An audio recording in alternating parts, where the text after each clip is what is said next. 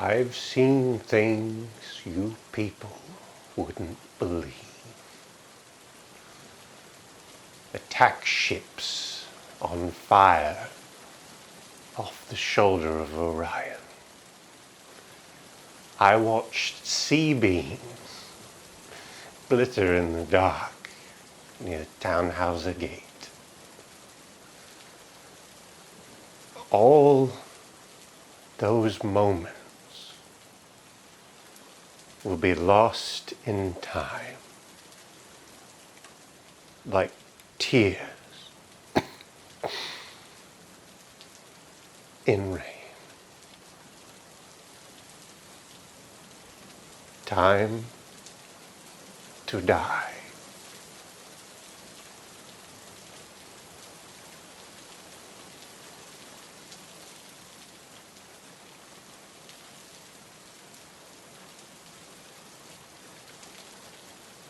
Oh, that was a good one. That's it. We're not going to get better than that. Where's it go? There we go. All right. Yes, we're good. Hey, everybody. Welcome back to the Heavily Biased Podcast. As always, I am Michael here with... It's Greg. Hey, Greg. There Cheers. we go. So, real quick coffee break. Today we're doing something a little bit different. We're actually doing something that's kind of popped up in the last 3 weeks, and I'm toying with the idea of us doing a special episode every 10 episodes. I know Something we're like only on 5. So we're just going to test it out. The special episode today is going to be regarding physical media and why it's important.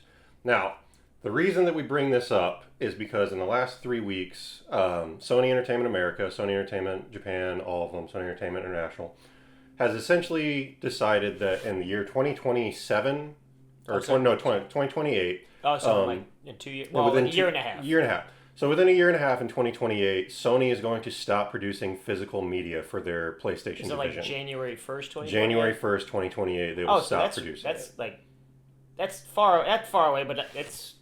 But it's enough that it's worrisome. It will come up really quick. Essentially what that means is, from my understanding, is that the PlayStation 5 will be on its way out, and within the next year and a half, they plan to introduce the PlayStation 6. Which I'm assuming will all be completely digital as they're moving forward. Now, this may come to no surprise as people who are gamers or people who are on the internet a lot. This has been a constant battle for years. What with the PlayStation, I believe it started with PlayStation 3 in the late times, and Xbox 360, you could buy digital games. It was no big deal. We always had physical media as the primary. You could always buy physical games. But for people that didn't want to go to Walmart or didn't want to take up a bunch of shelf space, you had digital games, which is fine. The reason I bring this up is because Sony officially deciding to just cancel physical media for their PlayStation division in general. So what I'm bringing to the audience right now is why we're going to talk this episode about physical media and why it's so important to continue on with it regardless of some corporation's decision. The first and foremost reasoning behind that is because physical media is the permanent ownership of your purchase. Yeah, that's kind of a big... It doesn't sound very large or very big, or doesn't seem like it has much meaning behind that, but yeah. To physically own something, you know it won't change, and you know you'll always have it. Mm-hmm. And it's like owning a piece of art. It's like you actually physically own the thing, and I know Disney recently has been sort of going back and editing out certain things. They've been editing in, say for Snow White or Beauty and the Beast, and for example. If you watch these movies, there is now an intro card that says essentially this movie was a product of its time and does not reflect Disney as a current model. And I don't want that. I want the original. Yeah, same with Star Wars. I love what Lucas did where he added the scenes in, but if I had to choose, I would want the original Star Wars setting. Yeah. So, not a big deal. But the reason I bring this up as number one is the permanent ownership of it is, in case you did not know, or in case you're not on the internet a lot, maybe you just don't do that, and you're a person that just watches TV every day. When you buy a digital copy of something, whether it be video game, movie, ebook, any of that, you do not own that physical media even though you've paid money for it. And that's happened to me. Yes. I've actually, like I said, we were talking about this when you first brought this up to me. I bought it was a movie on Amazon, it was a documentary on William Friedkin. He had just passed away, and I think it's Uncut. I think the documentary was called. It's William Friedkin, who did The Exorcist, French Connection, Sorcerer, To Live and Die in L.A., and a bunch of other movies. He's like as renowned as one of the great American filmmakers. He had this documentary made. I bought it, digital copy, and I believe I don't know exactly what happened, but it's no longer on Amazon Prime. Yeah. And now I no longer have it on Amazon Prime. Well, it's when it originally started, when we started doing digital copies of everything, because even Netflix was physical copies at the beginning. You had to send out request forms or go onto their website and tell them what DVD you want to mail to you. The thing about when digital copying came out, it was a convenience. You're like, cool, I can stream this movie anywhere, or I can stream this game on any system that has an internet connection. That's cool. It was sheer convenience, and everybody was into it. Even I was into it. I've got a couple digital games myself, and digital movies as well. I have a Vudu. I have a couple. I bought just recently because you can't play it like I have Mac because editing softwares and stuff like that are more suited on Mac than it is Mac's PC. more editing savvy. Yeah. And it's built pretty much everything into the computer. So I have Mac, and I found out that video gaming is not the greatest with Mac. No, because the system just isn't as compatible. Yeah, it's not set to run the same parameters as a gaming PC or say like an HP desktop or something like that with Windows. So like Steam is like perfect, but even on but Steam, there's even issues with it because most designers, when they construct a game, they're constructing for a Windows setting because that's primarily what most gamers have. That or Linux based is actually more common than Apple. Apple is not an ideal gaming platform. Well, one of my favorite games growing up, I used to play Roller Coaster Tycoon all the time. Mm-hmm. So I actually got a copy of it. I have a physical copy of. I think my Roller brother Coaster has Tycoon. one, yeah. I have the physical copy of Roller Coaster Tycoon, but even with PC, older games, they're not compatible with the new system. Yeah, so you can't play them still. Yeah, it makes it more challenging. And so I bought it on Steam because you can play it on my Mac. I can play it on Mac through Steam. So I do have a digital copy of Roller Coaster Tycoon, and it's not just Roller Coaster Tycoon. They have like add-ons that weren't in the original one, and so that's what's kind of cool with that. But again, like I prefer to physically own something over a digital one. Agreed. And the reason I'm saying that originally digital wasn't a bad idea was for the convenience.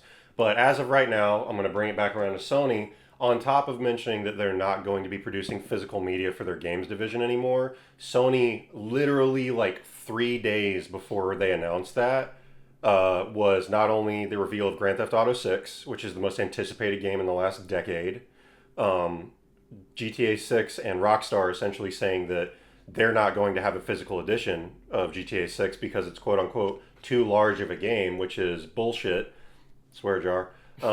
Because... I have that in the book bag. Thank you. I should have pulled it out. The reason that's BS is because Red Dead Redemption 2 that came out like 6-7 years ago, it took 2 discs to where you had an install disc, which had a predominantly greater portion of the memory, and then the second disc was for when it's finally installed, you swap that out and you play the game. Well, that was like Diablo 2 on PC. It had several discs I had to put on to download it. Red Dead 2 is like 560, 580-ish gigabytes, let's say. I don't know exactly, roughly. It's literally behind me, but I'm not going to dig it out. And they said GTA 6 is like 670, and we're like, what's the difference here? There were PlayStation 1 games that had multiple discs to play because memory was finite. You can still do it, but I digress. I'm not going to go into a gaming rant. The reason I say this is right before GTA 6 was announced, like 3 days, let's say 3 days before the PlayStation said they weren't going to do physical games anymore. Sony did not renew their licensing for over 500 films digitally, and when they didn't do that, millions of people that had them in their Sony streaming library, whether on their PlayStations or on their laptops, had them removed without any notice.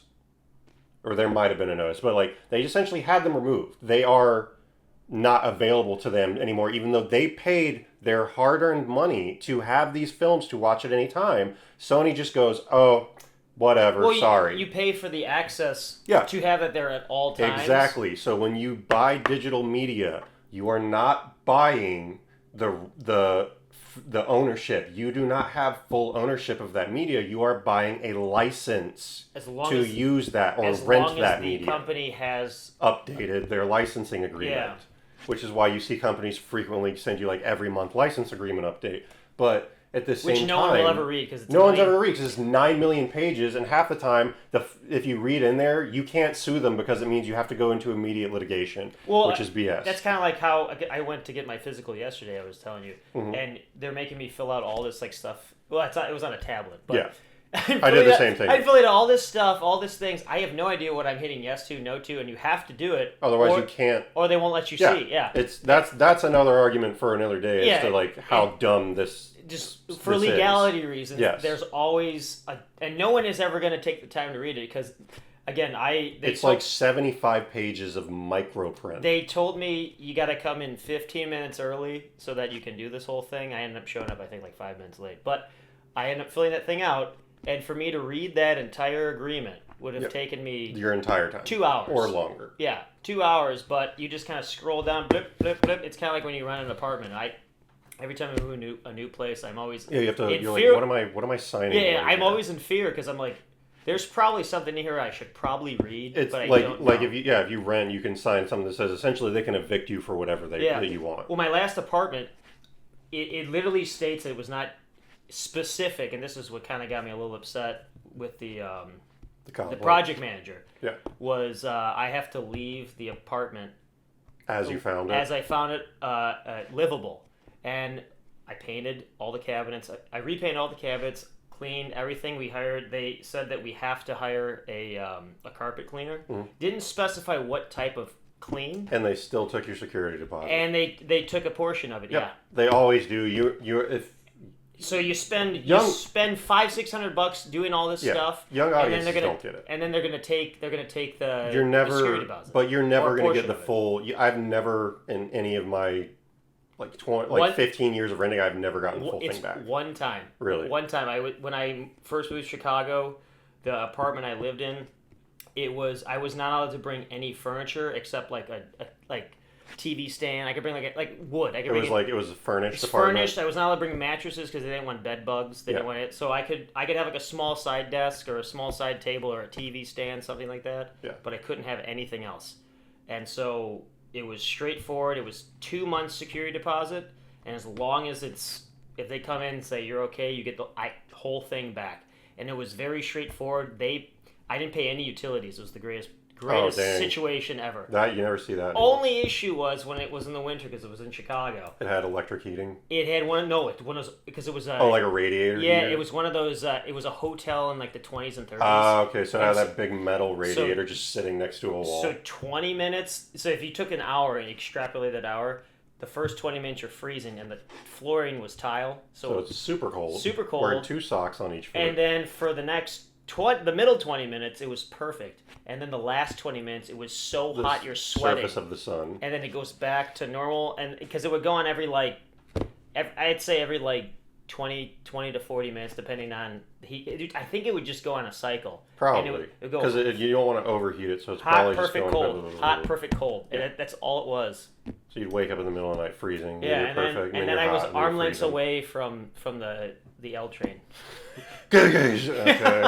And I got so used to the L train. I live next to an actual freight train track, and the first few nights it woke me up, and then after that I was like, and then I remember when I moved back home to Cleveland, and it was silent, or my parents were silent. I couldn't go to sleep. I'm used to the noise. Where's the noise? But yeah, so you are just renting when you buy a digital license. You're same as like renting an apartment. You are renting the use of that, let's just for better lack of word, facilities. You were renting that facility of digital media until they essentially say, no, you can't have it anymore. So all of your streaming libraries, whether it be like Vudu or what's the other one that they do for streaming that's not Netflix, it's like a private digital library that you can have. Well, no, Vudu's with like Fandango. Yeah, it's Fandango now. Well, I think there was there was like movies anywhere or movies anywhere is one that Walmart uses. Essentially, like you buy the digital license. Like say you buy the digital license and put it in your catalog. they can still take it out at any time if they don't update their licensing. Well, what's crazy, I've always been a physical media guy, and the reason why it is because it was me just trying to replicate Blockbuster. Yeah. I don't have to go to Blockbuster. Yeah. And I don't have to physically go there. I can, because I when you're like 13, 14, whatever. You're a kid. You don't want to go there. I looked this up. I could have rode my bike, but I had to have my dad's membership. Yeah. And I think you have to be a certain age to use it. They probably don't want kids buying certain things.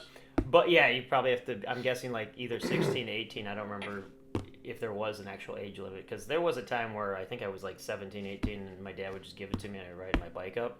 I mean, they probably knew you at that point. Yeah, and I didn't care, but it saved me a trip from going there. Yeah. Because I pretty much, when I was younger, you pretty much watched the same movies over and over again. And then with the occasional new one.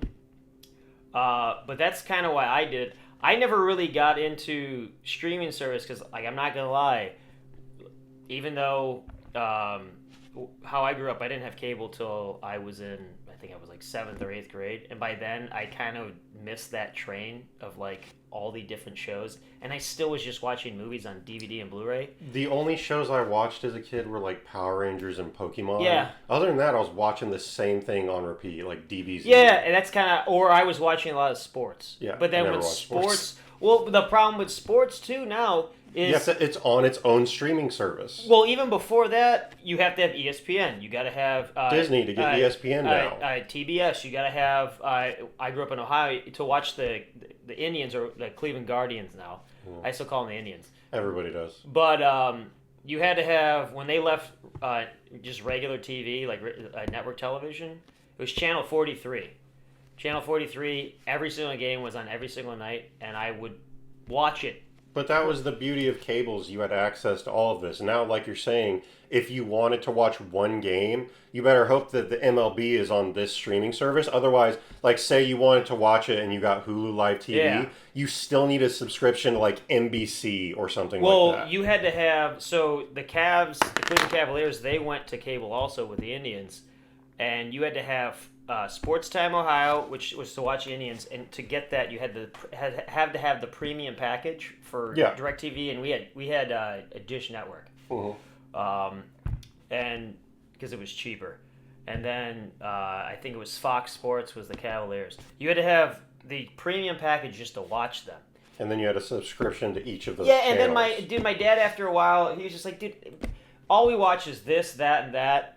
And you're not watching it enough for me to, like, justify that. Exactly. So you just like, okay, and then it goes away. And I just remember my dad stopped paying the bill, and they ended up shutting it off because he was just fed up with it. Yeah, and I do the same thing. Like, I think the only streaming service we have active right now, outside of Prime, because it comes with Amazon Prime, Prime Video, is Hulu, because I watch, like, King of the Hill. So I want to watch that new season that came out, and then when it's over, I just cancel it. Well, my wife and I, we get ours through T-Mobile. So we have Netflix, the basic Netflix, through T-Mobile. Mm-hmm. We have Hulu free through T-Mobile.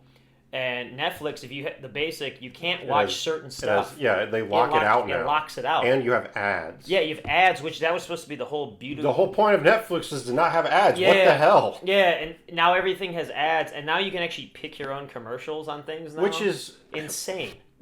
We're going back to cable, and it doesn't make sense. But it's even worse than cable now, because you have to have cable was one subscription. It was one thing, and you could have all of them. Now it's like, nope, can't have it. You need like this subscription, this subscription, this subscription to make it happen. And now same thing with.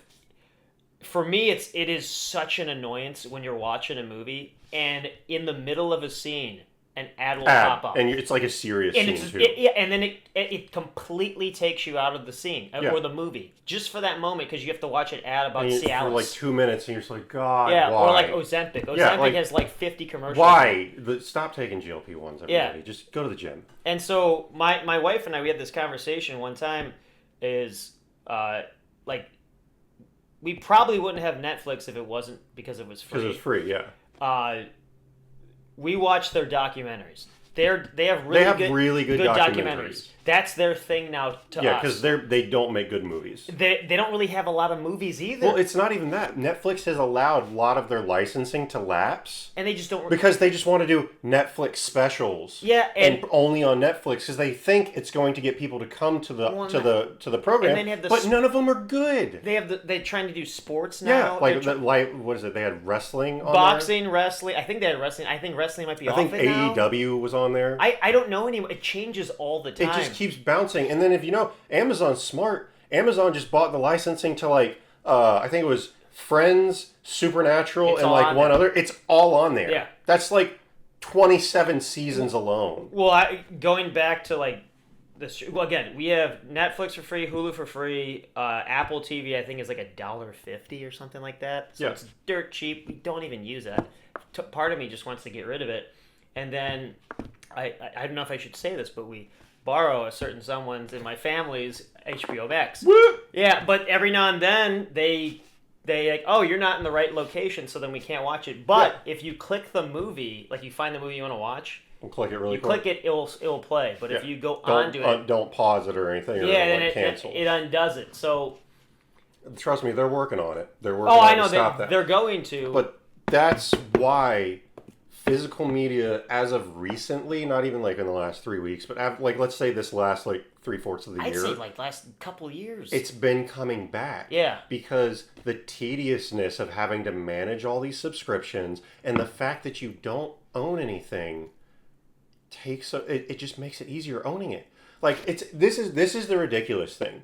If I go on to, let's say, Vudu or Fandango.com or Amazon Prime for that even, say Lord of the Rings is on there. I can buy it to own it digitally for $19.99. I'm making up these numbers, by the way.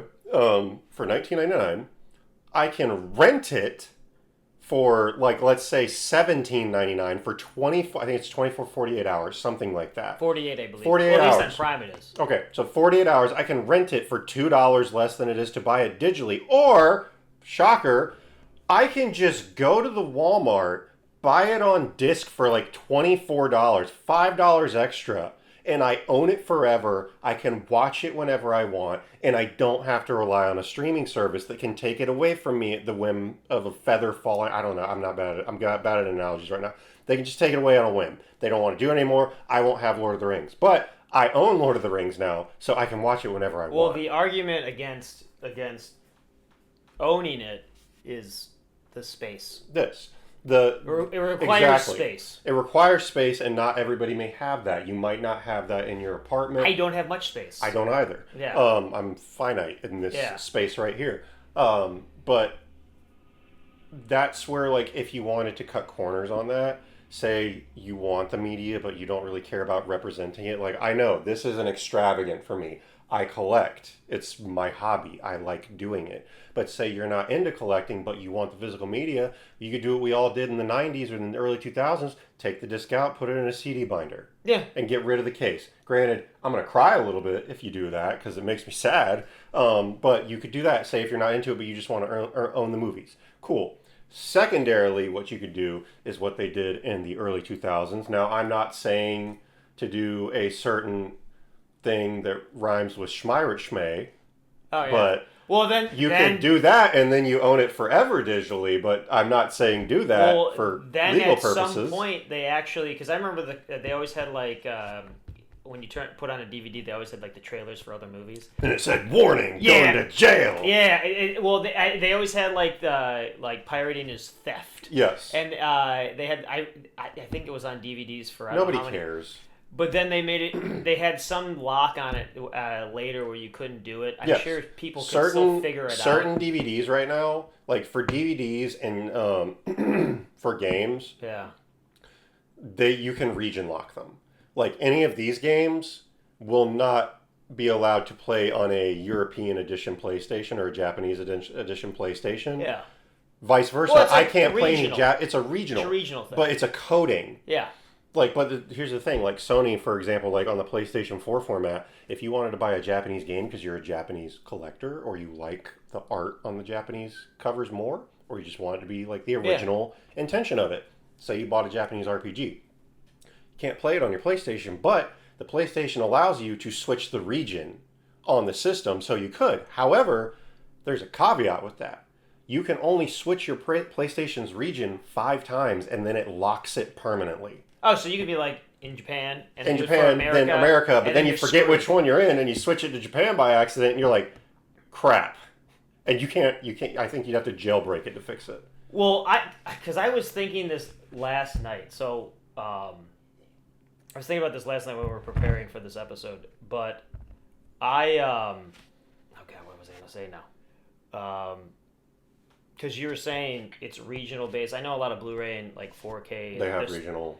Well, I think some of them are starting to. I know the regional. You can play European regions in America on DVD. Yeah. Well, I think obviously the companies that own all these properties, they want people to buy them. Oh, they want exclusivity, so you have to come to them every time if you want it. Yeah. But I think what's happening now, and I think it has been for a while, going more digital, is, at least for me, in the short term for them, yeah, it might save them money not having a factory printing DVDs or video games or whatever it may be. But I think in the long run, it's actually hurting, like, movie going, video game going, whatever you want to say, just because something about something coming out and getting excited for it. Yeah. It was almost like an event. Well, brings me to another topic I was going to talk about. We used to have midnight releases. Midnight releases for games and movies. I think back in the day, I think Tuesday a new movie was released. Well, for example, this is the collector's edition Ghost from the original Destiny game on PS4. Yeah. I went to the midnight release to buy the ultimate collector's edition of this. And it creates fandom. Because it creates fandom. You get something physical that I can now put this on my shelf and be like, look at that. And I remember that moment. And I think that's what, and the reason why the last few years or whatever, people are starting, especially recently, because I had a conversation with my mom every Sunday. I talk with my mom on the phone. Yeah. And she was saying something about there was somebody asking her, or was it my sister? Because sometimes my sister's on the phone, visits my mom. While she's talking to you. Yeah, and so we all three of us will talk. And they were talking about wanting to buy a VHS player to watch, because we're having kids now. Yeah. Our age is having, millennials are having kids that are in their teens. We're getting to, that's another discussion for a long day. But, and they're discovering the VHS collection, like the Disney movies back in the day. I recently asked my parents, I was like, can I have all the old VHSs? And because they're not having these experiences, like you going to that to buy that, a bunch of people went to go do that. It creates this almost like culture, and everyone feels a part of something. If now, you don't have that. No. And I think what a lot of the younger generations now are wanting is they're going back to analog. It's the experience. Yes, it's the experience. I think the experience is what's coming back. And so owning it, having it on Netflix or whatever, it's easily I can sit on my couch and accessible. go blip, blip, blip. Another topic on that later, but continue. It's easily accessible on Netflix. But there's something about, for me in particular, going to a physical location like FYE. That was the first place I really went to a lot to buy DVDs. A lot of people did. That's the first place you get anime for a lot of people. And it was, they had the used section, and DVDs were like $4, $5 at most. And so you're just sifting through, and that's how, along with Blockbuster, you start discovering things you didn't know existed, and then you're starting to piece like, oh, that's John Carpenter. Oh, there's another John Carpenter movie. I got to see this now. And then all of a sudden you see John Carpenter's name is in front of another director, and you're like, wait, I saw that guy over there. And then you start piecing, oh my God, you just start connecting. You build a mental catalog. Your mental catalog. And you don't do that with an algorithm. They just keep throwing you the same thing over and over again at you, and you'll never discover. Again, you might watch like we'll be on John Carpenter, The Thing. Okay, cool. you might go to FYE and you might find something like, I don't know, Fright Night. I don't know if you, the original I remember. From the 80s. Yeah. I don't think they're going to show you Fright Night. Especially if they don't have the licensing. Yeah. So you'll never find that unless you go and discover it. And for me, yeah, it's the experience of actually discovering something. That's what it sparks my curiosity. Yeah. And I don't know how, I'm sure it happens to you, but when you're sifting through Netflix or Hulu or whatever you have, I'm sure there's a moment where you're like, wow, I've been searching for a half hour. Yeah, I was going to say that. And you finally find something you're interested in, and then you're so exhausted from the search, you're like, I don't really feel like doing this. You tune out of it. And then you go, I'll go read a book, or I'll bust out like a journal. I always keep like mental notes. Like I write down my thoughts sometimes, or I'll write like short stories or something like that, and I'll do something else, and I won't watch a movie. I actually think for me in particular, since streaming services have become more prevalent the last, decade? Yeah. It seems like entertainment in general just has slowly gotten less and less and less and less and less because they're trying just to throw as much crap at you. Because there's so much crap. Because of the phones and stuff like that. We have a finite attention span, and because of current media, and we can just scroll and scroll and scroll. Even with Netflix, it's affecting creativity, and it's affecting you on a mental level to where if something doesn't catch your attention like that within 3 seconds, you keep swiping. Yeah. And it's killing the culture or the experience. It's killing the experience because, like, for example, to go back to what we were talking about with the experience of being there, go to YouTube right now. After you're done watching this video. Yeah. Go to YouTube after you're done watching this video. Look up Halo 3 midnight release videos. Oh, I'm sure there are a million people in line waiting. It was the biggest gaming event in history. I remember midnight movies. Yes, I went. Which they stopped for a reason. I saw Avengers at midnight. Do you know why it stopped? Because I'm assuming somebody did something very bad. Yeah, the Dark Knight Rises incident. The funny thing is I was at a theater and I watched all 3 Dark Knight movies. I did that too.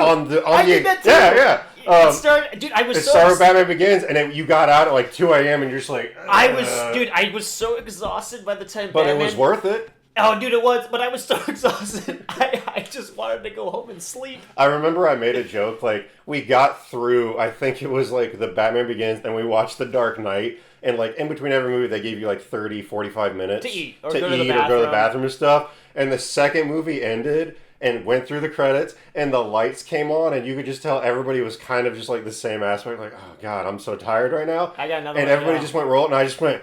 I pulled the line from Batman Begins, and I went, "Bats are nocturnal," and everybody in the theater starts busting laughing, and I was just like, "Yeah!" But it's that experience. It's the experience of being there, and just. I got to see all 3 of those movies on opening night in sequence. Yeah, it was watching a complete story unfold. It started at like noon. I think it was like at 4 in the afternoon for us. It ended at like 3 in the morning. Yeah, and it was cool because you were there. You were there. Well, and I think that's kind of why physical media and other things in particular are coming back, is because the younger generations, like we grew up on the cusp. We were on the cusp. We had no technology. The breach of technology. We had nothing, and then we went to everything. Yes.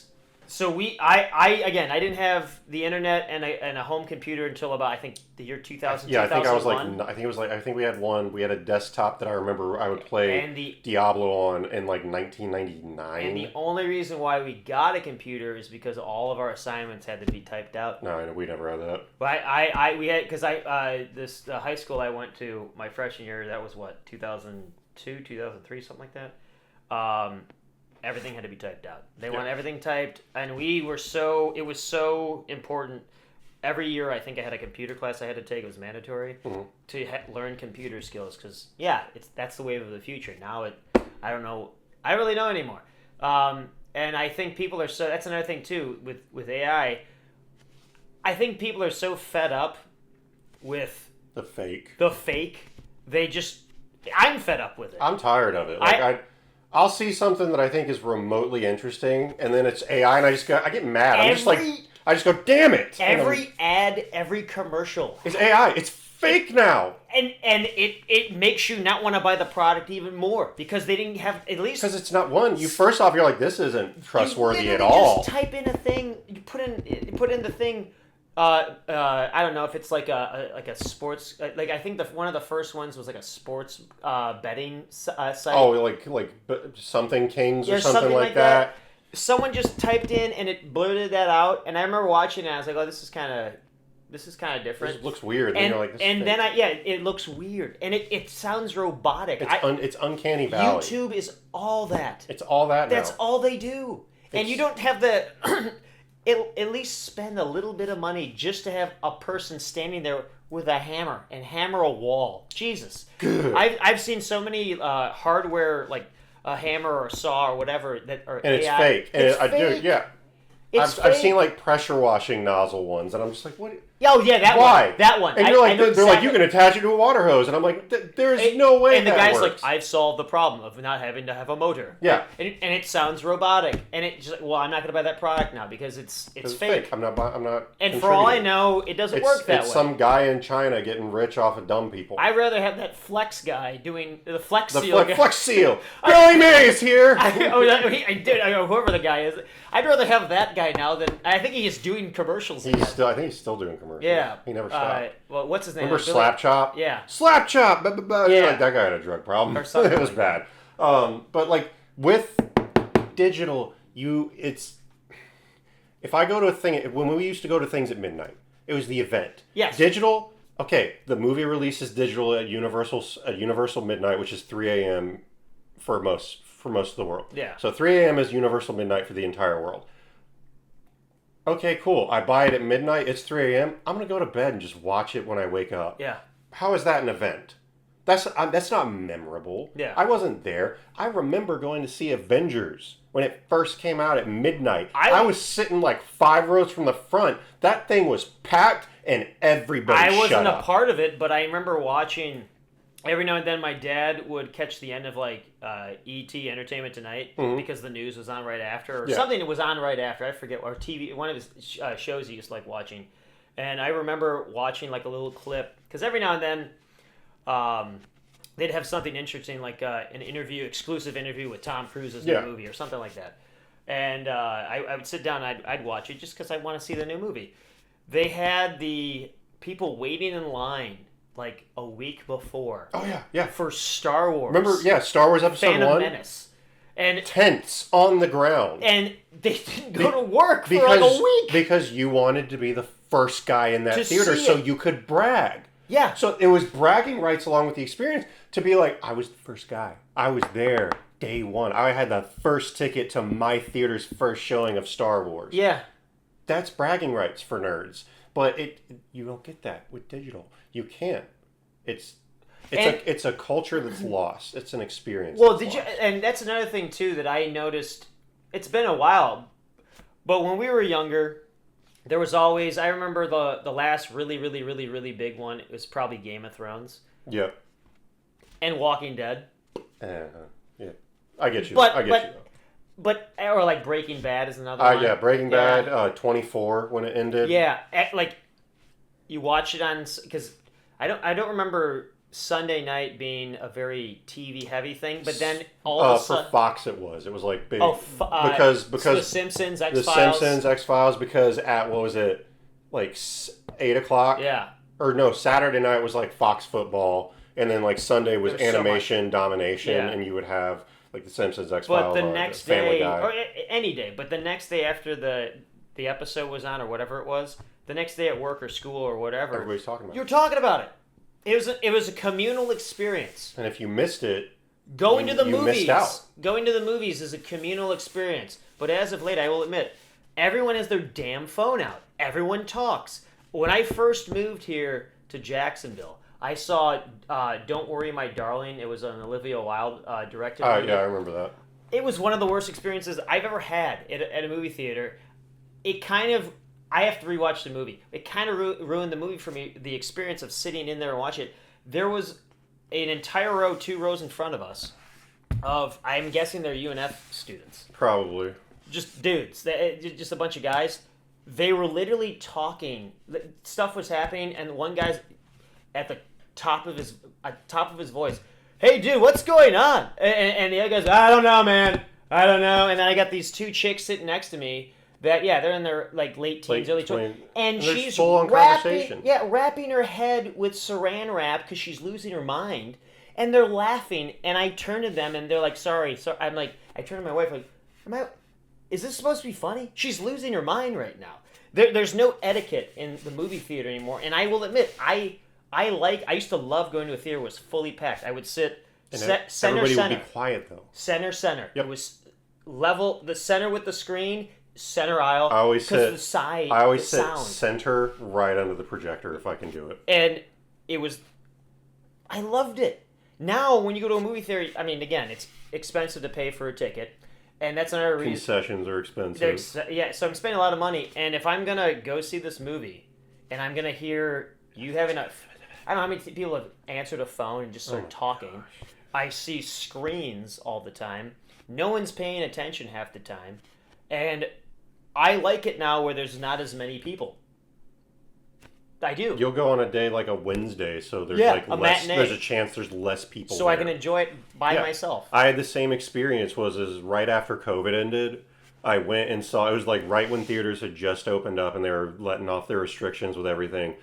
Demon Slayer, the anime movie, was released in America, and I went, and I'm sitting there. 25 minutes into this theater, there was a couple weeaboos sitting in front of me, and they kept like making jokes like, "Oh my god, this character," and like they're just being dorks. And normally I'm like, whatever. Watch the movie. They kept talking to the point where I literally, content warning, I literally shouted in the theater because I went, "Shut the fuck up." Swear jar. Swear jar. I said content warning. I literally said that, and they never spoke for the rest of the movie. And then as I was leaving, I saw a dad with their kids exit the theater, and I was like, I feel bad, but I feel worse that I had to say that to make sure those kids had a better experience. Because these stupid, like, 20-something-year-old guys who apparently just forgot how movie theater culture works wouldn't stop talking. And they were talking full volume. Oh, I know. And when I worked for the Cleveland Indians in their media department, there's a section in right field that is standing room only, and pretty much... So you can drink and catch fly balls. Yeah, it was cheap seats. They were the cheapest seats you can get. Yeah. And there was a bar right there. No one's actually watching the game. You're just there to converse. You're just having a good time. They're not actually... There's no allegiance to anything anymore. It's let's just go hang out and party. The game is going on. There's always that old guy that has the radio. He's got the radio so he can listen to the and stuff talk at the same time. Well, the sports announcer on the local radio, and then he's taking notes of like pitch count, strikes, and all that stuff.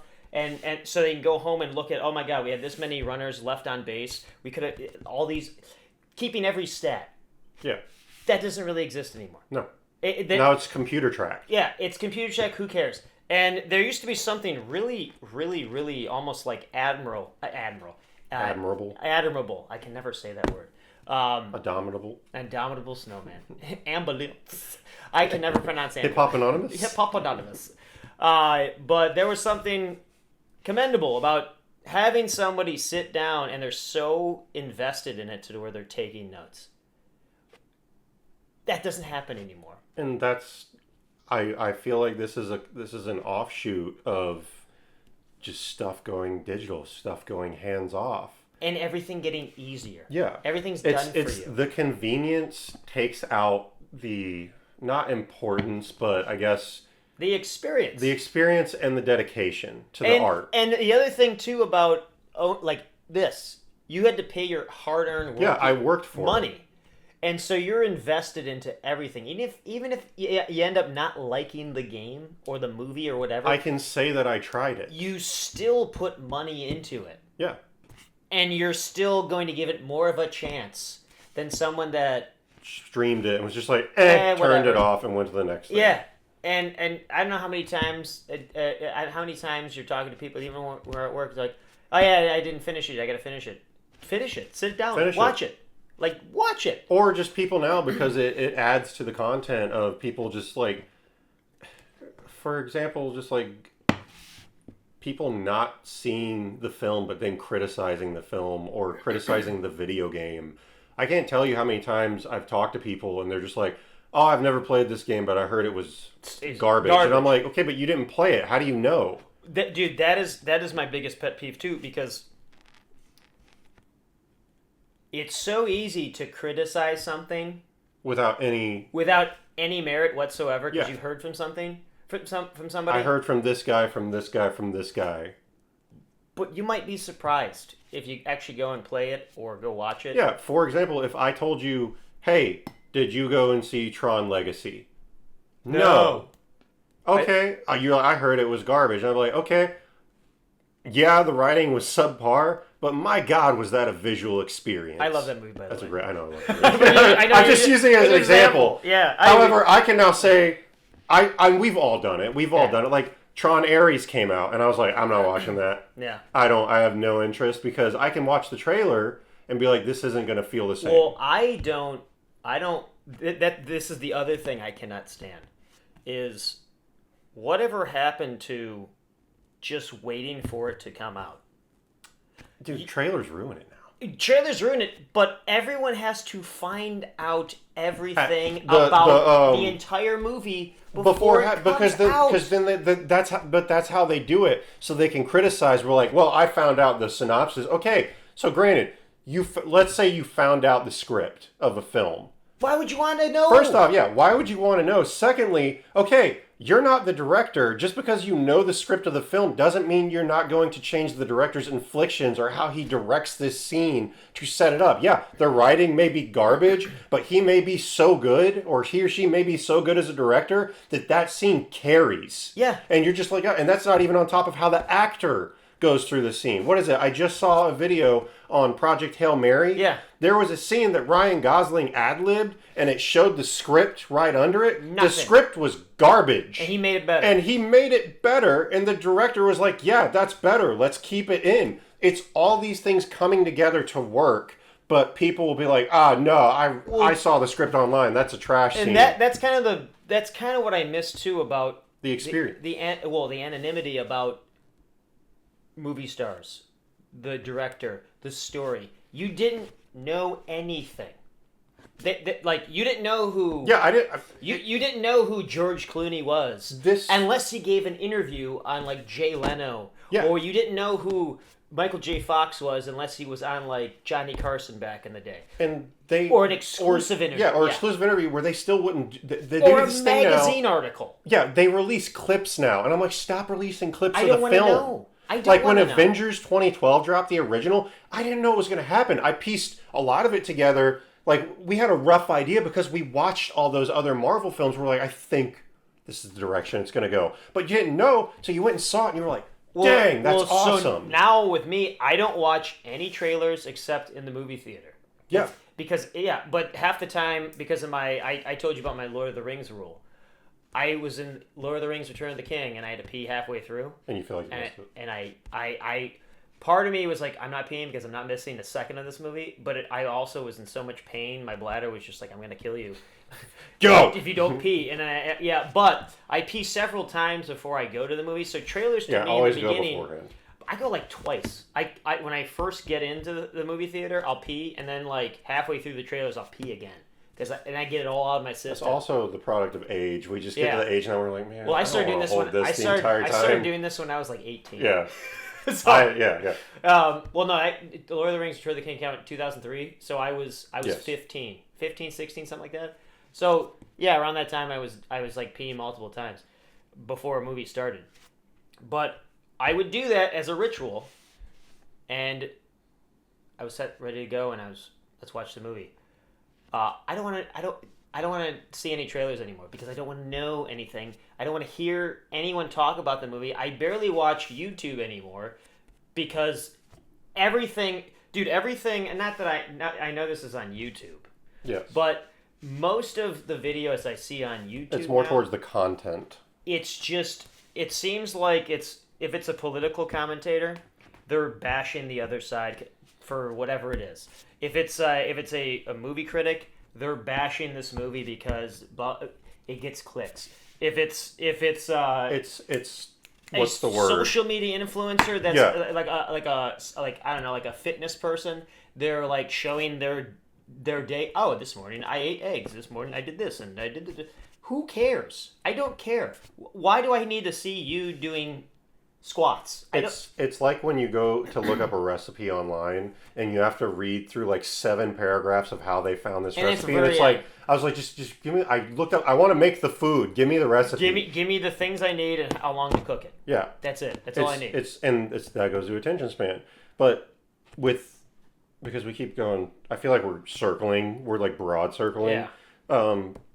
Physical media has just come back in such a way that it. Like, for example, like I have an example right here. Yeah, well, like, maybe we'll start busting it out. Yeah, we'll start busting out. For example, vinyl has come back in a huge way, and that people go to record stores now. This is Coheed and Cambria, my favorite band of all time. Also, great cover art. Oh, that's kind of cool. 4-piece set, and the discs are... Dude, the artwork. The artwork alone is worth this, but even modern musicians are putting things out on vinyl now. This is a modern band. This album came out last year. This is a modern band, and they're putting stuff out on vinyl because people are going to record stores now and buying CDs and vinyl because now I don't have to have it in my ear on, say, like you go to the gym, you work out, whatever. But now if I'm around my house, I can put this on. I don't have to hook up a digital speaker. I don't have to connect to any Wi-Fi. I go, it takes me 10 seconds to take this out, put it on the record player, press the button to put the arm on, and it plays. But it's like back in the day, you just hit play, and then I'm there. I'm there for the whole time. If I want to change the record, it takes me another 15 seconds to change the record. Who cares? But I'm not dependent on anyone. I own this. Yeah. I can listen to it whenever I want. I'm not renting a subscription from like Spotify or Apple Music or anything like that. I can listen to this whenever I want. And it's an experience. Well, and the greatest appreciation you can show for an artist is to buy whatever it is so they can make more. Because believe it or not, back in the day, a lot of actors would only get their money back or get their payment through DVD purchases. Yeah. They could sign that in the contract to where they would get a portion of the DVD sales for the acting. Yeah. But DVDs have gone so much down. They're missing it. Like FYE's going on. Walmart has a small section. Best Buy doesn't even have any. Best Buy stopped selling DVDs in general. Target, I don't think has that anymore either. They got rid of it like a year ago. I think. But it's weird. Yeah. It's like, so Walmart's like the last bastion right now out of just finding, you buy it on Amazon. Yeah. Like they sell them on Amazon. Everything's on Amazon. But like, you don't get to go and buy the movie. I actually think, I remember that video Matt Damon was talking about, it allowed for a variety of movies to be made. But now nobody wants to put it out. Because there's like 3 sources of income that you got from the box office, you got from the rentals, and then you got from the purchasing of the movie. There are 3 sources of income that make money. Mm-hmm. Now it's literally box office and streaming service. And the streaming service, you have no idea. I really don't even know how they make money off of streaming. They make fractions. If I'm not mistaken, they make cents on the dollar. And I don't know how anyone makes money that way. It doesn't. Like, for example, Spotify, a lot of artists on Spotify, they get like pennies every time their song is streamed. And so even if it's streamed 1 million times, that's like couple $100, maybe 1,000, but that's not enough to sustain someone. So it's literally, what I have come to know over all these years of trying to figure out what's going on is that a small chunk of individuals will own all the properties, and here's your little chunk. Here's your ration. But you can't know how much it was streamed because we keep all the statistics. Yeah, until that changes. But even then, where's the money coming from? I'm assuming from the ads, but there's only so many ads you can run. Yeah. I just think the business, and then because there's less and less people having kids, there's going to be less and less people that are going to be watching your streaming service, which means they're going to have to up the price, which means everything is going to cost more. Everything down the road. At this point, if you look at it, it's what, $24 for non-ad Netflix right now? Something like that. So it's $24. I can buy the movie on sale for like $17, and then I can watch it forever. Yes, I get the idea of there's a huge chunk of movies I can watch at any point in time. But to add what you were saying way earlier in this podcast, I can look at my physical movies and I have a finite amount of what I want to watch, so it takes away that 20 minutes of doom scrolling trying to find something to watch. I can go, oh, boom, well, and I'm watching for me, sometimes when I get home from work or let's say go out for a run or whatever, sometimes something will pop into my head. Like maybe let's say I'm going for a run and randomly like one of the Rocky songs comes on. Yeah. Like the theme song. Then I go home. I really want to watch the last round in Rocky, and I can just pop it in. I can fast forward and see it. If you go on the streaming service, I don't know which one. I don't know what it's on. It's on if Amazon. It's on Amazon.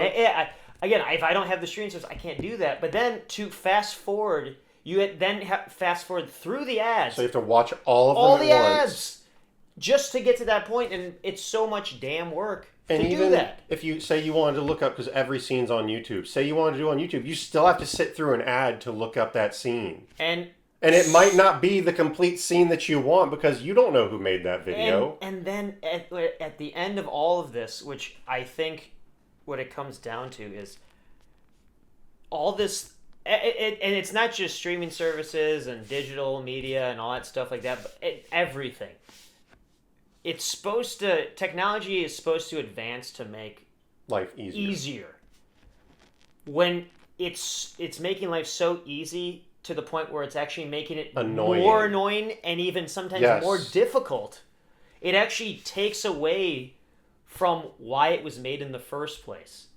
And I think that's why people are going back to, I hear people are trying to buy 20-year-old cars because all they want is I don't want a piece of metal with an engine. Just make it go. They don't want all this technology in there. Why does my car have Wi-Fi now?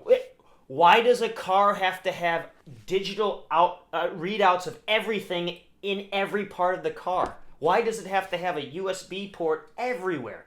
Why does it have to have doors with no handles? Yeah. Why do you have to have like the Tesla? You have to have a key fob to turn the car on. So it'll pop out. Yeah. Why can't I just turn the key? Physical media is ownership, and I think that's the main takeaway that we can bring into this discussion for this episode is that literally, whether it be video games, movies, books, music, physical is owning, digital is dependent on a license or somebody's mood.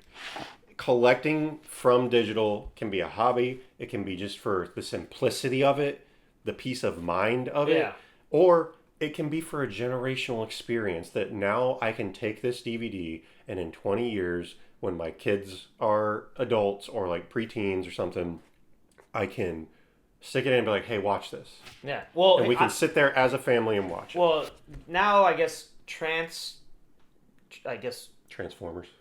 yeah.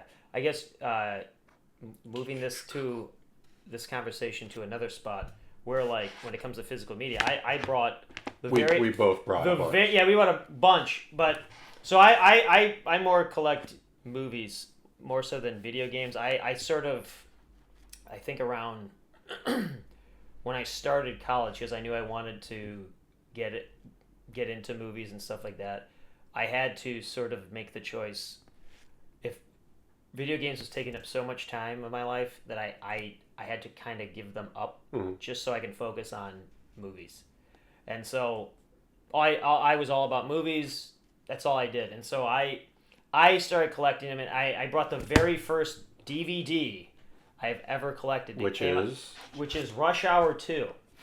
Rush Hour 2 came out in, I think it was, I looked up, I think it was like December 11th, 2001. That will be 25 years. This DVD is 25 years old. Yep. Which there are people we work with that aren't 25. This DVD is older than them. And this DVD carries with it an important memory to you that you can look back on every time you see it. And it started with my brother buying a used DVD player at what used to be called the CD Game Exchange, which later became the Exchange. I know, great store. Love it. Yeah. So he bought it. One of his buddies, my oldest brother, John, bought a used DVD from that store. And with that, he bought Fight Club. Great film. And he bought Ghostbusters. Another great film. And that is actually when so I guess my oldest brother John is probably the reason why I'm actually into collecting movies, and inadvertently one of the reasons why at his wedding they told us to write down like a thing on a note card and like send it so that they can like read it later. And what I wrote on it was, "You inadvertently got me into movies," and the other person is my dad. And then you just wrote, "Thanks, asshole." Yeah, and then my dad, because he used to take me to Blockbuster and the movies all the time. Yeah. So that's kind of my experience. So I fell in love with movies, and so when I realized, oh my God, my brother bought movies. He has a collection. He had a fairly extensive collection. Mine is way bigger than his ever was now, but so you can dunk on him now and be like, yeah, I got more than you. But he started it, and I just kind of took the baton and ran with it. But I got this for Christmas back in 2001 when I was born 88, so that was 13. The fire. Yeah, 13 years old, and I have been collecting ever since. And at first, I don't know. I think it was. I've been trying to figure out why I started collecting, and I think it was, again, I don't have to go to Blockbuster to watch this. I can watch it whenever I want. And then as time went on, it went from I don't have to go to Blockbuster. Now this is a part of me. This is who I am. This is kind of, if anyone were to show up to my house or wherever, you would have this level of film. They're like, oh my God. And then, oh, you have blah, blah, blah, blah. Yeah. If you like that, it sparks a dialogue. A dialogue, and then also sometimes it's something. Everyone has to collect. Everyone collects something. Everybody has something. Thing. I mean, some people collect Beanie Babies. I'm aware. Yeah, some people collect Beanie Babies. Some people collect stamps. Some people collect coins. Like it's just kind of like a fascination. And I don't know if you really ever know why. Like, I don't know why I collect movies. Your lizard brain just clicked at this one subject and was like, I need to own everything. Like, I don't need to own movies. I don't. Because I can see movies wherever I want. I really can. Again, but you see it and your lizard brain goes, happy. Yeah. It's just one of those things. So I wasn't ever really a big streaming guy to begin with. Just because, yeah. And let's be honest, even with streaming digital media, 9 times out of 10, you just watch the same thing that you've already seen over and over. So why am I paying a monthly subscription to watch Lord of the Rings over and over when I can just buy it and save $24.99 a month? And I'm not saying I'll ever sell my DVD collection, but there might be a DVD in that collection here or there over the span of these many years that I don't know might be worth a lot of money. So in a hard time, you could possibly litigate that and be like, here we go, I've helped us out. And one of my dreams is to own back home in Ohio, there's a place called Half Price Books, The Exchange. Great, I love Half Price. In LA, I used to go to this place called the CD Trader. I went there all the time on, I think it was like Tuesdays. I would always go on Tuesdays. I don't know why, Tuesday always... Middle of the week, nobody else is there. Yeah, that's why. And so I would go there, and I would just sift through movies, and it was kind of my way if I was having like a stressful day or a stressful week or whatever, or I just need time to just get out of the house. I just go there and look. Maybe I wouldn't buy anything. Sometimes I would. Sometimes I wouldn't. But you never knew what you were going to come across. But you never knew, and it's like, for me, I don't understand why people spend thousands of dollars on their car, like to like deck it out. But to them, that's everything. That's their thing. Yeah, I don't understand why people work out so much to the point where it's almost like a cult. But some people, that's their thing, and if that's your thing, cool. But it's just that connection to. I just swallowed spit. Oh my God. Okay, we're good. You need water? No, I'm good. You out of coffee? I'm out of coffee. That's okay. But that's their thing. Like, people have their thing, and everyone has their thing, and that's what makes you you. Yeah. And the beauty of it is most of these things are physical. And they're physical. They're tangible. You can touch. Tangibly own. You can touch it. I'm not saying scratch it. Don't scratch it. But if it's scratchable. If somebody shows me something and they're like, let me show you my movie catalog, and it's like 700 digital movies, I'm gonna be like, somebody's gonna tell you. What if you lost the password? Most people look at me when I say I own. I stopped counting after like I think 1,200. Mm-hmm. I stopped counting. I have probably somewhere between 15 and like 1,800, maybe. I don't know exactly. I have to actually go back. I should probably do that. I should probably archive everything. That's insane.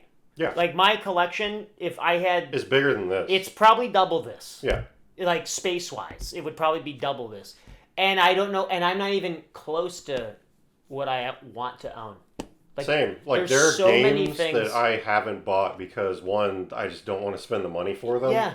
But two, like I know that's another thing with physical. There's a game that I don't own in this collection, and I'm not going to say it because I don't want people to go out and look for it and make the price go up even more. Right now, I have come across it in the wild twice. And way too expensive, I bet. Way too. I had an option I could have bought it, and I didn't, and I regret it. Yeah. And now it is $300 more than when I could have bought it. I have a copy of it's the gold-plated holograph cover. Legends of Zelda Majora's Mask. Yep. And I found out how much that is online. Nintendo just the game. Is ridiculous. Just the cartridge. Yes. Is insane. It's idiotic. Because they made thousands of them. Yeah, it's just a but to somebody that was their entire life. That was their life. This for me is much like you with buying the physical media. Games were like I want to be able to take these and when I have kids, be able to be like, okay, I'm not going to start you on a Switch. I'm not going to start you on PlayStation 6. I'm going to be like, here's my original brick Game Boy. And you're going to start playing Pokemon Blue version from 1996. And you're going to work your way up. And you're going to appreciate these games because this is what partially helped me like build who I am as a person was like listening to these stories and experiencing these stories. Dude, movies... Same way. Made me who I am. Exactly. Yeah, I'm just trying to... I'll grab this. So, like, I was always a huge fan of photography when I was growing up. Yeah. Well, I'd say in high school is when I really got into photography, and that led me into movies. And I have, even though it's not really worth much, this is Full Metal Jacket. I have it on Blu-ray, but I kept this DVD. It's full screen. I never watched this because it's full screen. But this DVD right here, I'll show you the cover. Right here. This is Full Metal Jacket. Inside, they have an actual piece of 35mm film that is actually in... I'm talking way off the mic. It's actually in the DVD itself. And what's so cool to me, I started on black and white film photography. My favorite place in the world is the darkroom. It's really expensive to have a darkroom, the chemicals and all that stuff, and the space you need. It's really expensive. Film has gotten really expensive to the point where you actually have to make a very good living to you gotta be Christopher Nolan to have film. I mean, you don't need to have an amazing, but you need the space to do it. It requires a lot, and there's a lot of upkeep and everything like that. And you have to know what you're doing because you might ruin the film. But I loved going into the darkroom and putting it under the light, cropping it in. They have this enlarger that you would enlarge where you. So you could look. And then you put it in. You put depending on how much you put the light on the film paper meant how dark a light it would be, and then you put in the chemicals, and then you could alter how dark or light it was. So it was kind of experimenting, and I think that's what I love about movie making is it's just one giant experiment. Everything is an experiment. But it was hands-on. It was hands-on. I don't like sitting at a desk. I don't. I could just go to a computer and be like... I have to always be moving. It's not that I have like ADHD or anything. I'm physical. I need to be doing things. But the thing is, you can say you worked on that film. Yes. Like physically worked, whereas I'm not trying to diss digital creators, but you're just sitting at a computer. You're not really moving around. And here's another cool thing about owning things. I have the box set special edition on DVD of West Side Story, the one from the 60s, not the Spielberg one. Inside, I discovered this. This is how much I haven't opened this.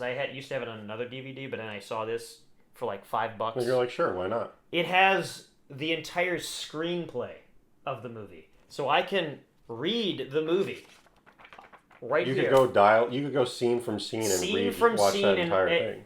And that's something cool extra that comes with the DVD or the Blu-ray or 4K or whatever. And I have so many different DVDs and Blu-rays and all that stuff that have multiple versions of a film. There's the director's cut, there's the alternate ending or whatever it may be. You don't get that on streaming. No. You can't get that. So you're experiencing something you can't experience on streaming or anywhere else. You have to physically go out and buy it.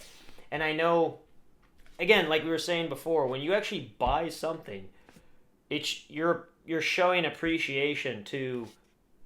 If I go buy the creator, yeah, a John Carpenter film. He hasn't really made anything for a while, but I'm supporting him as an artist.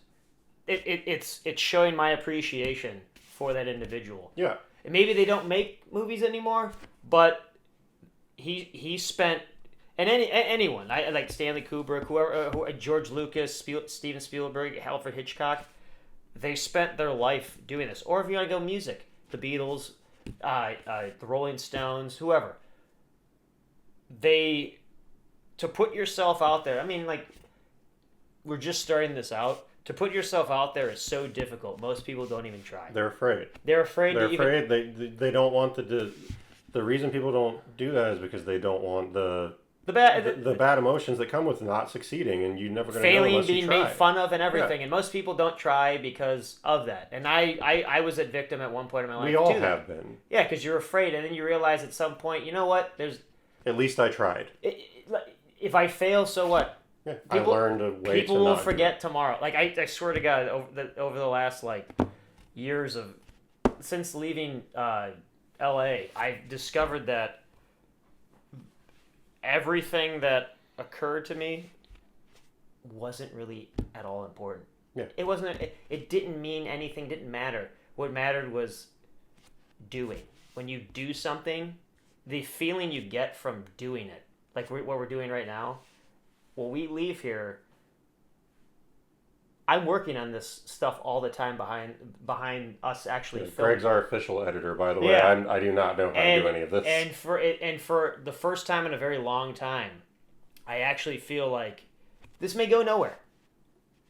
But to me, my brain needs to keep doing things and needs the physical act of creating something for me to feel better. I'm in a better mood when we do this. Yeah. When I don't do this, I'm sitting there, scrolling. Whatever it may be, and you're just like, is this really all it's supposed to be? And then it affects you at work, and then it affects you elsewhere, and but when you're doing something, when you're physically doing something, and that's another thing too with movies. Movies, at least for me, inspire me to when you go see.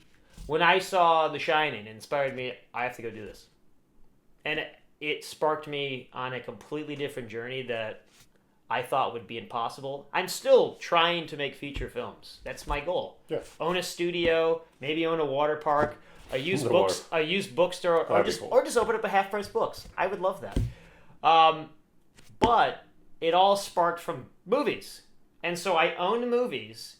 Because at some point, there's always a moment in my life where, like...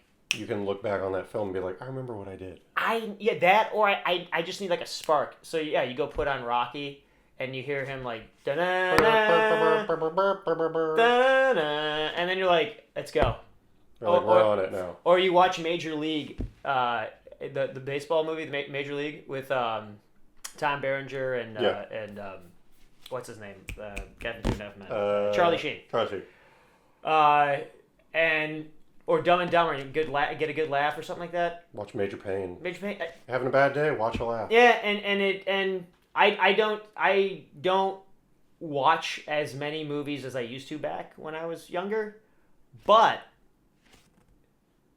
because of stuff like this, I want to do stuff now. I still want to watch movies, but I want to do stuff. So that's why when people ask me, "Hey, like, have you seen this new movie?" I literally will tell them. If it's been made in the last 5 years, I probably haven't because I'm trying to do things now. And there are certain movies I will go see in the theater out the gate. Like, I want to go see The Odyssey. I'm going to go see I've not seen it yet. I'm kind of waiting. Again, like I said, I don't like big crowds anymore. So I'm kind of waiting until it dies down. I might see it next week just to see it. Yeah. But I'm at the point in my life where I want to do. I don't want to talk about it. I want to do it. Because to me, it's fulfilling.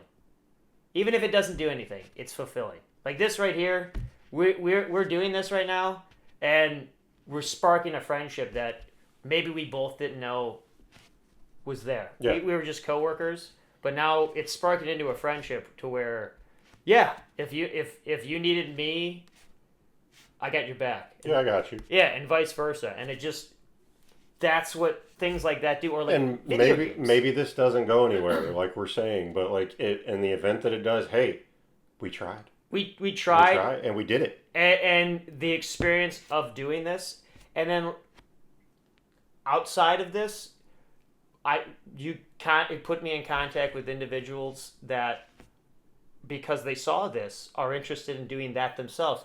You're inspiring the next person. I think that's the thing that's missing right now is inspiration.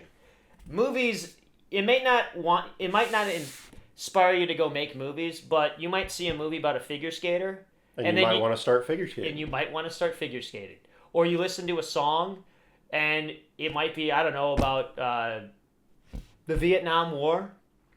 You might want to look more into become like a historian or maybe you get inspired for your country and you want to enlist. And you want to enlist. That's a noble cause. Or something like that. And what's happening now, I guess going back to the beginning, it's not really about digital media or streaming services or even like AI or anything like that. I think even more now than ever before, I think people are wanting the experience. No, the experience, but to feel that life is inspiring. They're looking for inspiration. I think we're looking for inspiration right now. We're looking for that light in the darkness. Yeah, and I think everyone's just like, whatever. We're on whatever. Right now. Everybody's on a treadmill. Yeah, that thing that's gonna make you step off the conveyor belt. We're going through the motions. Yeah, we're just going through the motions, and I think people, at least for me, I need to take a step back from everything. I have gotten less in touch with technology. Being in this realm, I should probably be more in touch with technology because there's new technology coming out every time, and you need to learn it. But I find myself wanting to turn a physical piece of paper. I find myself, I don't know how anyone can wanting to put a disc in a DVD player, wanting to put a tape in a VCR. I want to put a shoe on. Yeah. Well, I mean, you have to physically put I want to pick up a controller and play the game. I want to smell I know some people, they smell the leather of a shoe or the leather of a car, and that brings them back to something. And I think that's why people seem to be going back to analog. And I really do think that, me personally, there was a brief moment I thought AI was just going to like ruin everything. I think it hasn't even really started and people are already sick of it. I don't see AI coming in and taking over. I don't see robotics doing the same thing either, which means, what does that mean for technology? Beyond AI and robots, what is there? Is there anything else? It's just neural technology, but that's not for a few more decades, probably. Yeah, and even then, it's still not physical. And would you want that? Would you want to put a chip in your head? Yeah. Do you want to know everything all the time? At the snap of a finger. I don't think I would. I think I'd go insane. I think having that much stuff in your brain would ruin the experience of learning it. Because I actually think ruins the experience of life. Yeah, life. I think doing something, failing at it, learning. Doing something, failing at it, learning. Is the human experience. Yes. And if AI, they say, is going to do what it's going to do, that goes away. And then what do we have? People sitting on a couch doing nothing. You have WALL-E. You turn into the fat people in the chairs. It's funny how that movie, and It's funny how the Criterion Collection. I just picked it up. Yeah. Well, let's pivot off of that. Yeah. So now we're going to start closing out this show. Yeah. We brought with us collector's editions and just DVDs Yeah. and things that we bought physically because it evokes some memory in us. It inspired us. And at the time, it was something we had to have. So we'll show you, I guess, what made us want to do things and just what we saw and we're just like, yes, I want to own that. Well, like last year, the last episode, we talked about Waterworld. Here's the Arrow video of Waterworld. It's got 3 different versions. It's got the theatrical cut, director's cut, and the Ulysses cut, which is what is it? You say it's like 20 seconds? 2 minutes longer than 2 minutes. 2 minutes longer. But inside here, you get there's a book talking about the making of the movie, and it actually gives you the movie poster. Yeah. Like, for example, I have the director's cut of Hellboy. Yeah. Inside of it, you get the theatrical cut. You also get the director's cut as well as tons of commentary on 3 separate discs. But the cool thing about it is you also get a little journal that Guillermo del Toro, the director, wrote down notes and doodles in of like art and stuff that's in the film. Yeah. And I wouldn't get this with digital. Yeah, you wouldn't. And then we were talking about this. Here's the Star Wars trilogy on DVD. It has both the first updated version of Star Wars, but I actually have all 3 original cuts. I think this was the last DVD that had the original cuts. And likewise, I have the full screen, which you would hate, of the first release of the edited editions of the original trilogy. And so I can watch the original on DVD. Yeah. And it's in a cool slipcase with cool art on it. I have an entire disc for special features, and you get neat little topics like that. It's just a cool thing. One of my favorite movies, Gladiator. I wanted that so bad. The extended edition, which is, I think, like 15 minutes longer. I don't remember the exact time. It's like 20, 15, something like that? Yeah. It makes like a 2.5 hour movie. And on here, I'll just open it up. It's got, I think it's 4 discs. It's got the movie, and then it's 3 discs. So it's got 3 discs, if I can do that. 3 discs. These each have documentaries on them, the making of documentaries of the movie, and I think they're like 10 or 12 hours total of like documentaries. So that not only extends the film's time frame. Yes. You're not even getting that. You're getting hours and hours of material you wouldn't have originally. And that's another thing why I liked collecting, because you could actually get extra stuff. Yeah. Like I have the collector's edition of Jurassic Park, which, fun thing, it looks like the gate for the film in the original first one. And you have, I think this is 4 discs, or is it 3 discs? I think it's the 3 discs. Yeah. The 3 I have all movies. 3 discs, bonus features on the discs. But it's just a cool thing, and there's a scene from every movie behind it, and you get it's just so cool. And I saw it, and I was like, I gotta have that. And 4 disc collectors of Blade Runner. It's got 3 versions of the movie: the theatrical cut, the international. No, I think is it 3 or 4? Let me see. The 1982 U.S. theatrical cut, the 82 international cut, the director's cut. There's been so many editions. And of I Blade think there's the final cut. So there's four. I think I have the final. 4 cuts. different movies of Blade Runner in this one thing.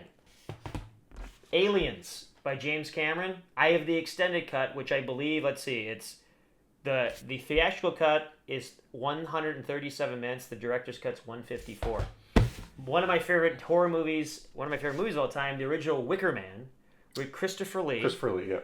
The theatrical cut is 88 minutes. The extended cut is 99 minutes. So it's 11 minutes. 11 minutes is a lot. That's a lot. That's in film, yes. That's like 2 or 3 scenes, maybe 4 scenes, or even more. It could. About a day's worth of work. But yeah, and so I mean, there's so many more. Do something a little bit more modern. I have the first original DVD release of Stranger Things from Netflix. This is the first time they did this. Yeah. And the cool thing is, it looks like a VHS tape, but let me see how it opens up. Oh, I forget how it opens up. I think it's a slide. It's it's a slide, and you have not only that, you have postcards and stuff from it. You have little just booklets of the DVDs. Yeah. And Yeah, I have the same one. it's phenomenal. And here, really hard to find. This is THX 1138. This is George Lucas. his first film. It was actually a remake of his thesis film at USC, which is on the special features. It has a documentary about how him and Francis Ford Coppola started this film company, American Zoetrope, and the early films of American Zoetrope, and all these different things. And it's an excellent film. It's the director's cut. So this is it doesn't have the theatrical cut. It's the director's cut. But again, I don't know where you can find that on any streaming service unless you rent it, or if there is how many movies are not on streaming services at all? Hundreds. Like, I have the 25th anniversary edition of Back to the Future. You got to show that. I'm going to show it. But, like, I have the 25th anniversary edition of Back to the Future. I got this when it came out. So, what is it on? It's on its 50th right now? I think, the 20th. Or is it the 30th? It's 85, so it'd be 41. So, right now they're on 45. We just went to, like, 40 years. It'd be 41 so, years. not only this, but, like, 41 years, that movie. Hours of bonus feature. You get a 6-part documentary featuring all interviews of the cast.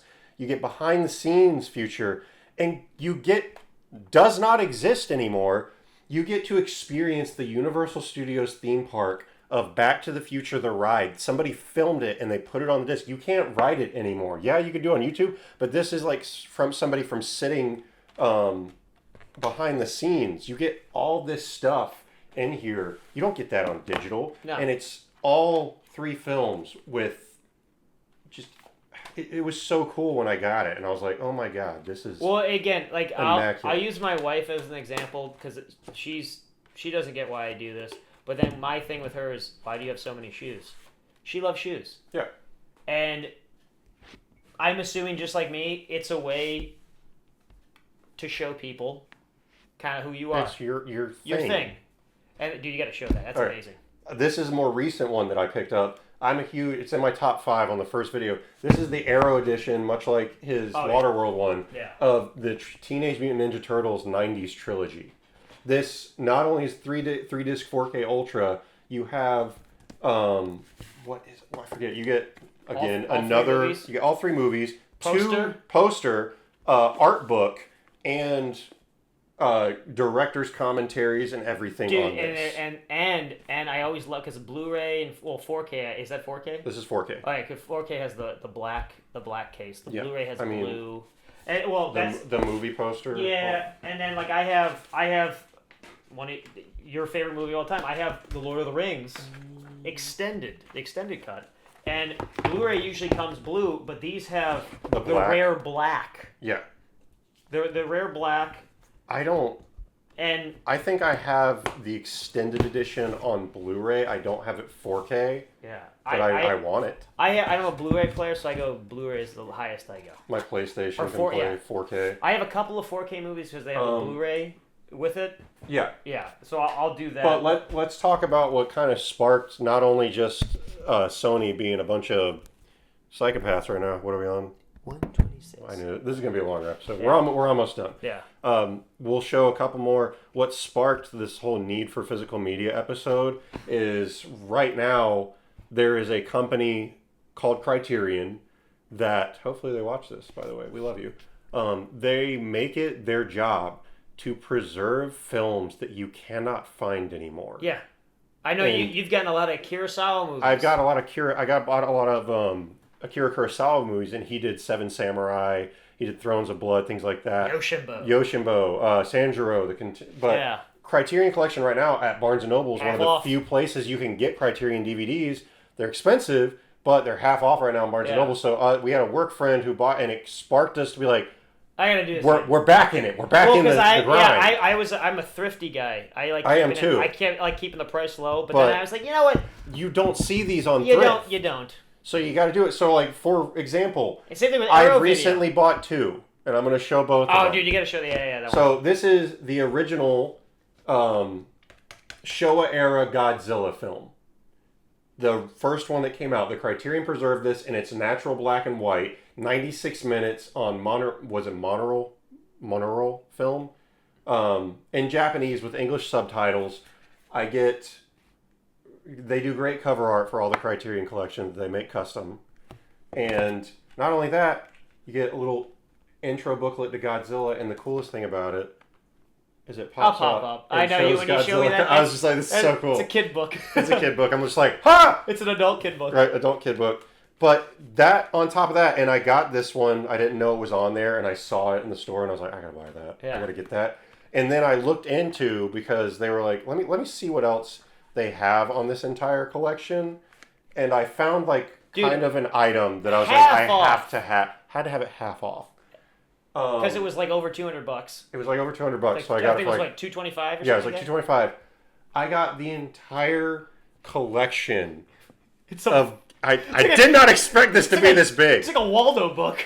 Of Showa era Godzilla films. What's the... Hold on, I can tell you. So this is the complete collection of Showa era Godzilla films, 1954 to 1975. This is...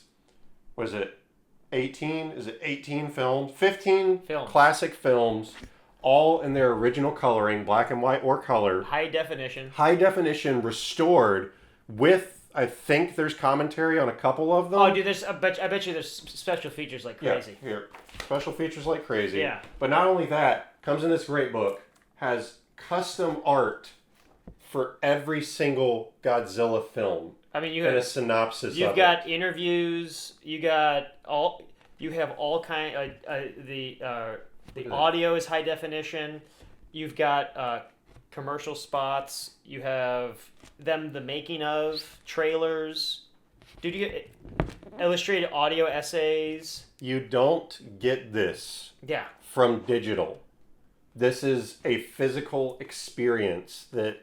I picked this up. You were with me when I picked it up. Yeah, you were shocked. I was just like, what? How am I going to put this on a shelf? Because I thought it was like a box set, like multiples of these in one. And then I got home and I opened it and I was like, this is the coolest thing that I've seen. Collecting movies. I'm going to step off camera one second. Hold on. You gotta show them. You gotta show it. I have every James. I own every James Bond movie except the last one because the last one to me is not a James Bond movie. These are all the James Bond movies, which I got 2 of them for Christmas. I believe it was the 2 big ones. I bought this on my own for my birthday money. But these are all the James Bond movies from Sean Connery through Pierce Brosnan. I own all of them. I watch them all the time. This is the movie, before I die, I want to make one of these. This is like my dream movie, is to make a James Bond movie. That's what I want to make. There's other movies I want to make, like a zombie. I'm not going to actually say because someone might make it. It's a zombie movie, but I'm not going to say what kind of zombie movie because someone might make it. Yeah. I've learned that in the past. Not to make that mistake. But I love James Bond. Why would anyone buy, I think this is 21 movies? It's 1, 2, 3, 4, 5, 6, 7. So 7, 14, 20. 21 movies. This is 6. Okay, 20 movies. 20 movies. Why do we need to own these? I don't know. Because this is my childhood. I love Godzilla. I had to have Godzilla. This is what brings me back to my childhood. Yeah. And this is my childhood right here. It brings you back it brings back memories. It's the experience. It's the experience. And you can't get that with digital at all. You can't. It's just not going to happen. I physically can touch. And that is why physical media is important. I love physical media. And I think with that, we're going to wrap it up. Yep. So, in conclusion, physical media is making a comeback. We're not telling anybody to do this. We're not forcing anyone to do this. This is expensive. This is an expensive hobby. However, it is something that you can own and pass down to family, friends, or if you just want to relive an experience over and over. Nostalgia, memories, whatever. Physical media is one of the very few ways that you can do that. You can't do it with digital, not in the same way. So with that, as our audience, whoever's watching this, remember, physical media is important for a multitude of reasons. So, get out there. If you love a movie, buy it. If you love a game, buy it. Go see it. Go see it. But Experience remember, tangibility is important. And at the end of the day, we know that we own all these, and we can do whatever we want with them. Nobody can take that away at a whim, but it's a part of who we are as a person. And it's culture. Yeah. I that's one big thing I think right now all around the world, not just in America. I think culture is dying. Just individual culture is dying, and I think movies and music in particular, even video games, but movies. Oh, we'll stay because of movie. It's a movie podcast. Yeah. But movies in particular, if you had, it seemed like the culture, American culture, was great when there were great movies and great music. We had, it was a way to express yourself and get more people inspired. Yeah. And get them out there. To get up and do something. Get up and do something. Yeah. So, with that, this is the Heavily Biased Podcast. I'm Michael. I'm Greg. Thank you for watching, and remember, support physical media wherever you can. And Bob Barker. And Bob Barker. Who passed away 3 years ago. We'll see you in the next one, guys. Have a good one.